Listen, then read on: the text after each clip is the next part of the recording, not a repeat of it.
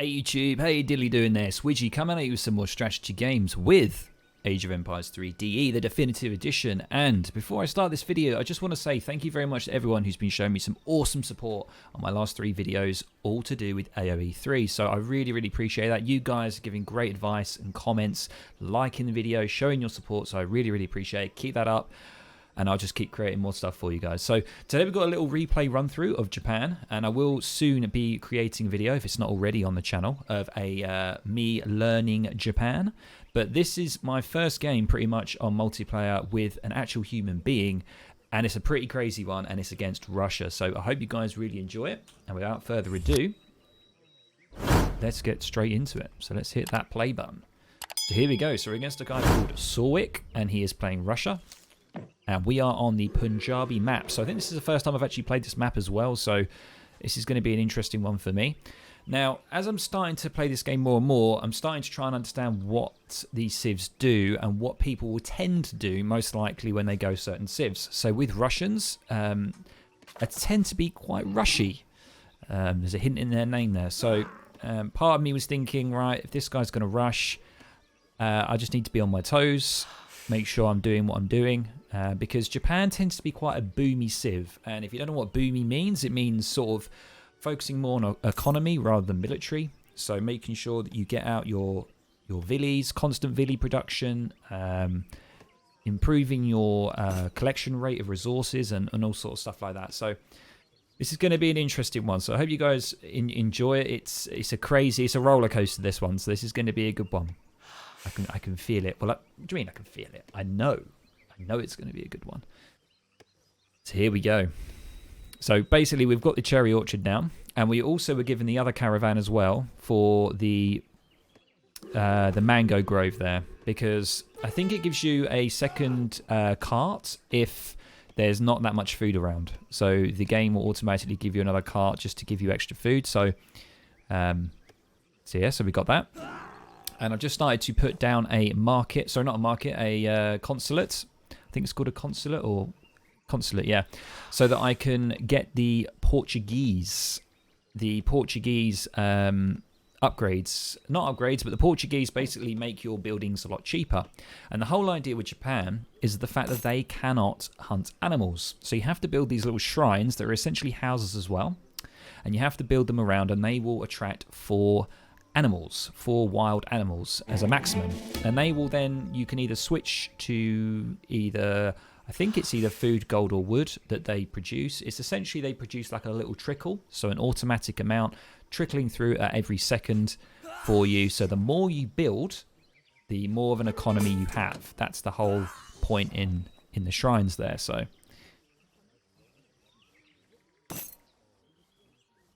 we're just sort of we're just focusing solely on food at the moment. So you can see when you go Portuguese as well, the age up is considerably cheaper. It goes from 800 to 620, I believe. And as you can see, I should have been aging up right now, but I completely forgot about it, and I kept thinking that I needed 800 when I didn't. So you can see that I'm probably going to be about at least 30 seconds behind on my age up here. So the thing with the Japan as well is you can age up really quickly, which means you can try and boom as quickly as possible. There is a strategy where you can get a fast fortress as well, which is essentially getting into the third age really quickly. But in this game, I did not do that because I'm not too sure around that strategy, and I'm just trying to learn the basics and trying to focus on the fundamentals, which is getting those shrines up and stuff like that. So you can see that the shrine that I put down here is the one that basically is a big shrine. So I think it gives you 20 population, and also it herds or attracts 8 wild animals, so double the amount. So I think you get, it's basically 2 shrines. That's what it is. And I think it has an improved trickle rate, but I'm not too sure, so don't quote me on that. So anyway, I'm transferring the villagers here to wood. Minute I age up, I'm transferring the majority of them to wood, keeping maybe 3 on food. You can, when I'm looking at the strategy guide that I use at the moment, you can move them over to gold as well, a little bit to gold, if you want to get musketeers, the Ashigaru musketeer units. If you feel like your civ that you're going against is quite cavalry heavy, like the French, I believe, and the Germans have some crazy cavalry, the Uhlans, I think they are, then maybe you want to try and predict that and go more Musk than the Yumi bows. But in this, I had a feeling, look, he's Russian, he's going to go Strelets predominantly, so I'm going to go with the Yumi bows predominantly. So that's what you'll see coming up here shortly. So pretty much I'm just using my explorers to build the shrines. You can use your villagers or your explorers here to build them. And pretty much between aging up, you just want to focus on building shrines. That's what it's all about. Shrine, shrine, shrine. And don't be too bothered if some of your enemies, take down your shrines. Shrines cost 96 wood, or something like that. I think it is 96 potentially, or 106. I can't remember, but they don't cost that much wood. In the later game, if you lose some shrines, you'll have so much wood coming in. You can build a couple more, and it's not the end of the world. So, right. So what I tend to do here is I tend to wait for the age up, and pretty much here is where you can get your villagers. So in my deck, I have 4 villager card. I have 2 of them. I have 2 4 villager cards, which means 8 villagers. 8 villagers is huge, absolutely massive eco boost, and that's what I'm doing right now. You can see I've got one of them. I've got one of them here, queuing up, and the minute I get my next card, I'll be queuing up the other one. There is another thing that you can do that I read, is you can get the other shrine, which is the Shogunate shrine, which actually gives you 300 XP, I think, and basically that means it gives you pretty much a full another card. So if I did get that one, it would have meant I could instantly get 8 villagers. So that's also a shrine that you can go as well. You don't have to go with the wonder. You don't have to go with the wonder that I went with. You can go with something else. There you go. The 4 villagers have come out and they're going straight onto the food. I'm actually going to move them off, and I'm going to focus more on wood here and my gold. Wood is really important because you want to get your barracks up.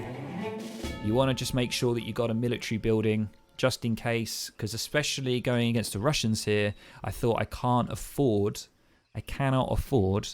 to not have a barracks up just in case something awful happens. So now what I could have done here is I could have forgotten about the second villager card there, and I could have mainly got a Shogunate. Now, a Shogunate is a really powerful unit that Japan have, and what they can do is they can also train units mobile as well, so they have a mobile training mechanism, which is insane, and also they provide a buff, an attack buff, I believe, to nearby units. So they're like a hero unit, basically, really, really powerful.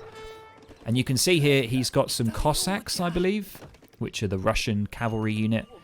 At this point, I had no idea how powerful these cavalry units were. I was bricking it at this point. I was like, oh my god, he's got cav, he's going to send them right into my base. So we better get that barracks up. So you can see I've got 2 villies on that barracks there. There is a bit of darting around on the camera, but that's because I'm trying to use hotkeys as much as possible to help me here, because I'm used to hotkeys. I used hotkeys a lot with StarCraft, so I like to hotkey my buildings, hotkey my explorer, hotkey my army, and also make sure that I'm using that hotkey for the town centre, making sure I'm getting constant villi production. That's crucial. One thing I could give to you guys, which I learned, as I'm starting to learn the civs, is just keep your villi production. Just don't let it drop. So you can see here he's harassing my villies. I'm just going to get a couple of them straight into the town centre there. You can see I didn't use the bell. Do not ring the bell. You don't need to. Try and refrain from doing it. It's just really unnecessary. Don't do it. And you can see I've taken them straight back out, and they're going back on that wood, which I really, really need. You can see he's trying to take down my Toshigo shrine there, which was my wonder, or my building that I used. You can see here, look at all these units coming in. So right now I'm thinking, Jesus Christ, am I going to do this? I've got my musketeer units, so that's going to be a good counter against the cavalry units. The Ashigaru musketeers do quite a lot of damage. I think the Ashigaru musketeers are actually more powerful than the standard musketeer units, but I'm not too sure. So maybe one of you guys down below can let me know. You guys are really good at letting me know in comments, by the way. Advice, constructive criticism, it's awesome.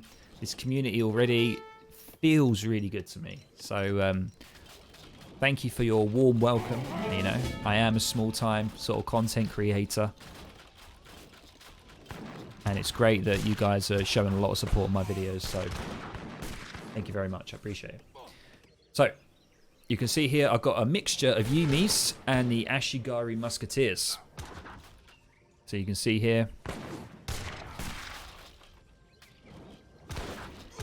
See, here he's focusing on the shrine. I think he was focusing too much there and he lost a couple of units. I don't know whether that was worth it for him. To be honest, there you go. I moved my units back.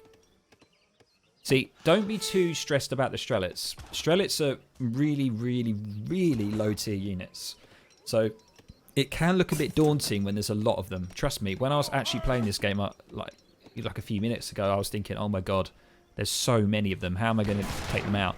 But the Yumi archers do so much damage to the Strelets.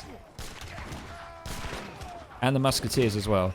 But you can see here, I know that I'm not going to win that engagement, so I just back off. There's no point in doing it. Just always back off. If you think you're going to lose, back off. Retreat a bit. Let him come into your base so that you can use your town centre effectively. And you can see here, that's what I do. I've got the Daimyo. Here you go. Here's one of the Daimyo unit that I mentioned. Did I say Shogunate before? I don't mean Shogunate. I mean the Daimyo unit. So like a really, really powerful hero unit. You can see that little thing around my units there. That means that they are in his sphere. So now they have increased hand attack. I don't think it shows though. But yeah, let me just come off the lock here. So the bows are doing quite a lot here. 1.5 against heavy infantry. But they do 20 to 18. Really, really good. I think that's even better than the longbows, the English longbows. Here's the Cossacks are coming in. Cossacks they just do a flat damage. They don't have any multipliers or anything. But my bows can actually take them down quite quickly, you can see here. I am struggling here, and I do not want the Cossacks to start hitting my bowmen. Now, I thought when I was playing the game that the Cossacks do bonus damage to my archers, but they actually don't. They just do a flat damage of 28, so just bear that in mind if you're playing against the Russians. So if we just pause here quickly. So if we pause, look at the Strelets, right? Strelets, they do 8 damage. At 14 range, their rate of fire is 3. They do 8 damage. Okay? My guys do 19 damage. 19. 8 to 19. So much more. Only 72 health. My guys have 100 health. So don't be afraid to get them stuck in. So without further ado, let's get back to it. Here you go. So he's retreating back. So while this is all going on, do not forget about getting your villies out. Don't focus, keep your economy up. You can see, look at all that wood that I'm getting there. I know that I need wood. I'm going to be focusing mainly on Yumi. I know that Yumi is wood and food. I'm looking at my food. Food is doing absolutely fine right now. So the production's going well. I'm thinking to myself at this point, do I get a second barracks? Is it necessary? Potentially. And here you go. Look, I try and move out and retrieve some of my territory here and get some of the shrines back up so I can try and boost my economy. And also I need population as well. So you can see there I'm maxed out at the moment, which is not good. This is a really bad spot here. You know, when you think that you can try and outnumber them with your quality or high quality units, you do not want to have a population problem. So really, really important. And you can see that he took down another one. So once again, it's messed my pop up. It's 54 out of 50. So we're maxed out right now. But look at that. Look at that income. Look at the resources. Look. Mining, 11.15. And the reason that gold's up so much is because I'm focusing on the Yumis. So the Yumis, what I could do here is maybe get a couple of Musketeers, because Musketeers are food and gold. So that's also something I could do. You can see I decide to put down a castle. And that's a really, really good spot there. Now let me just pause that. Now I'm quite proud of myself here, putting this in this spot. Look at that. Look at the range. Look where it covers. So it covers half of my shrine here that was being attacked. You could see he's really, really intent on taking this shrine down. So you can see that there. So I thought a castle, a nice spot here. You've got the tree cover, so it makes it difficult for pathing and stuff like that. I stick it down here, and you can see that the range attack has a bonus against his cav, and also his shock infantry, which is his strelets, a shock. Shock infantry, I found out, is just light infantry. I think they changed the name of it. So this castle is going to do very well against the majority of his units, and it's a good defensive spot as well, because I'm on the back burner at the moment. I'm on the back foot. I think that's the word, back foot. You can see I'm in a bit of trouble, so I need to make sure that I've got some decent defenses so that I can essentially defend my villies here. I don't know if he can come around this corner. I had no idea whether he could or not, or whether that's just the edge of the map. So I think we're actually safe here. So that's why I stuck this castle here. But that was a really, really nice spot.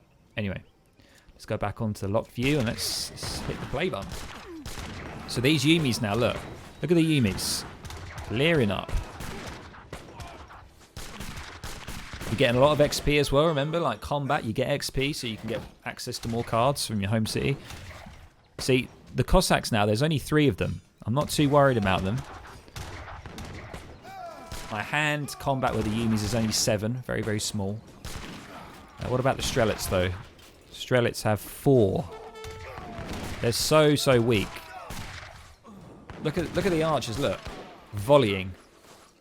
Just doing so much damage. The musketeers are just not good. So what he did, I think he made his musketeers go into melee here. I don't know why. They would have been better just not doing that.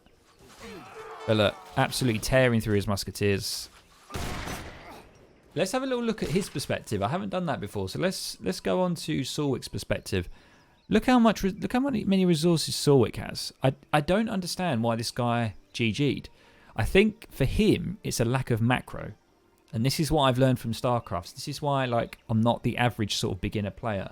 You've got to, whenever you're fighting, think at the back of your head. If I'm fighting now, what am I doing back at home? Like, you need to keep creating units and stuff like that. And I think that's how this guy lost. Because I was thinking to myself, like, how has he not beaten me?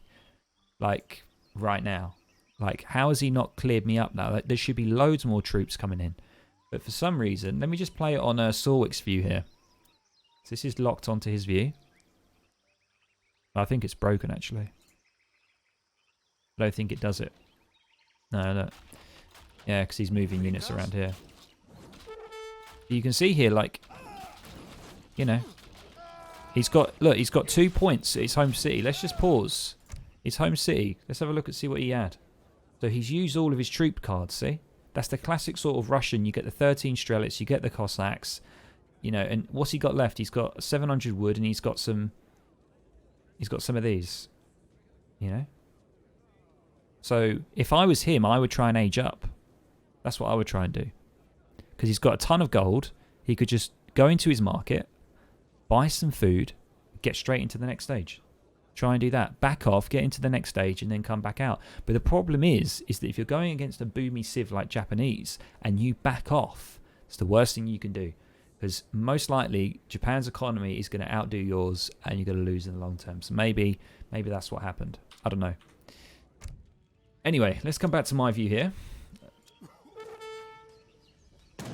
Let's do it. So if you guys are enjoying this replay run through, please let me know down below. Show your support for the video. And as I say, I will be posting up, if it's not already, a Learning Japan video. Where there'll be some live coverage of some games as well. So this is my first ever game. This is crazy. First 1v1 as Japan on ranked. So here we go. So I've got my second barracks down now, so I'm feeling a little bit more confident. I've got more chance to get military. I am pop cat again at 60-60. It's not good. I've taken a few villies off gold because I'm thinking to myself, I've got a ridiculous amount. I don't need it. So now I'm just scouting around to see if he's got any troops sitting around. And I decide to push out here onto his... I can't believe that they're blockhouse. That's it. It's called a blockhouse. So I decide to move up on the blockhouse here.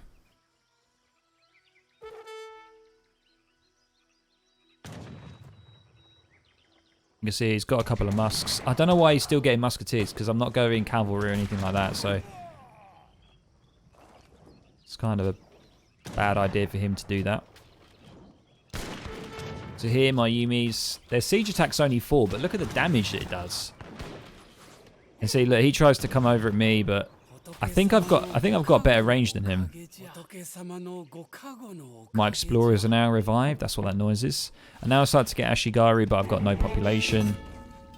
And there he is. Throws the GG. Well played. So look at that. What a comeback. What a fight there. What a nice sort of... That was a great sort of defensive and then counter-offensive sort of thing there with Japan.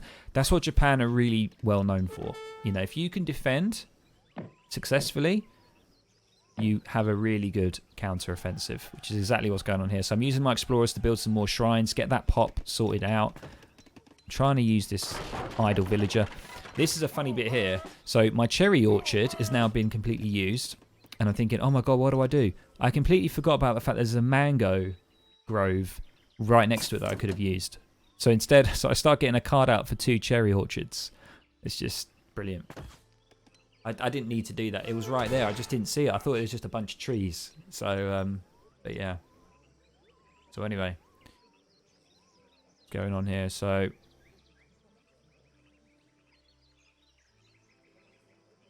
That's it.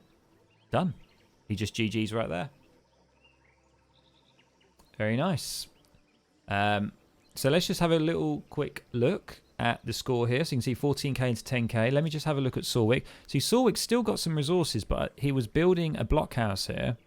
But you can see he's only got 27 villas. I've got 34, so actually not too bad. Look at this.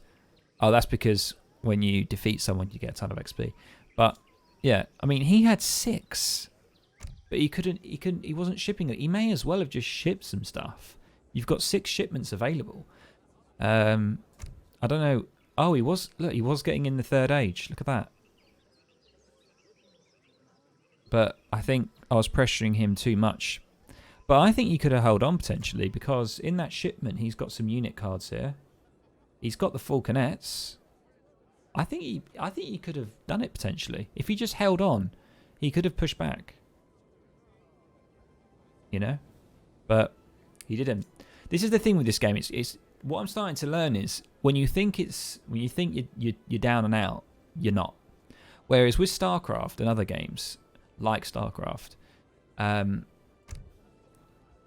like when you lose like a major engagement, you basically GG. You know, especially because they're just going to advance into your base. There's nothing you can do. You can't garrison stuff into town centers and stuff like you can on this game. So when you think you're down and out, just try and just defend. Even if you think you've lost, just try and practice on defending, because that's what I've tried to do, and I think that's what helped me out here. So that's pretty much it. So I hope you guys really enjoyed that nice little Japan versus Russian Rush replay sort of casting. If you guys enjoy this type of video as well, please let me know down in the comments below. Pop a like for your boy, and as I say, I've noticed that around 90% of you guys that watch my videos are not subscribed. So if you want to see more videos like this, please show your support and hit that subscribe button. Have a good morning, good afternoon, good evening, wherever you are. And also, one last note, you can catch me streaming on Twitch at Widgie1 whenever I stream. I stream very occasionally. I am potentially thinking in the future to maybe transfer over to YouTube streaming, but I'm not too sure. Who knows? But anyway, that's for another time. So thank you very much. I'll see you in the next one.